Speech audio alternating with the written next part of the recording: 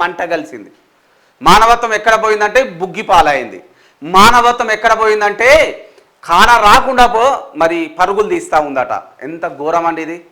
తుది శ్వాస వరకు భార్యకు భర్త, భర్తకు భార్యగా తోడుంటాడు. అనేక మాలు చెప్పాను నేను. ఎందుకంటే 20 ఏళ్ళ వయసులోనో 25 ఏళ్ళ వయసులోనో పెళ్లి చేసుకుంటాం. 100 ఏళ్ళు బతకాల్సింది భార్య భర్తలే. మధ్యలో పిల్లలు వస్తారు, వాళ్ళు సెటిల్ అయిపోతారు, మనల్ని వదిలేసిపోతారు. కానీ కడ వరకు కట్టే కాలే వరకు తోడుండేది ఎవరు? భర్తకు భార్య, మరి భార్యకు భర్త. మరి అలాంటి బంధాలు కూడా ఈ కాలంలో నేటి యుగంలో మాయమైపోతూ ఉన్నాయి. కట్టుకున్న భర్తనే కడదేర్చడానికి ఏమాత్రం వెనుకడుగు వేయట్లేదు కొంతమంది మహిళలు.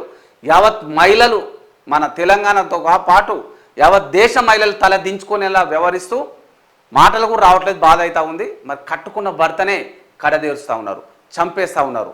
ప్రియుడు మోజులో పడి అక్రమ సంబంధాలు పెట్టుకుంటూ ప్రియుడు మోజులో పడి మరి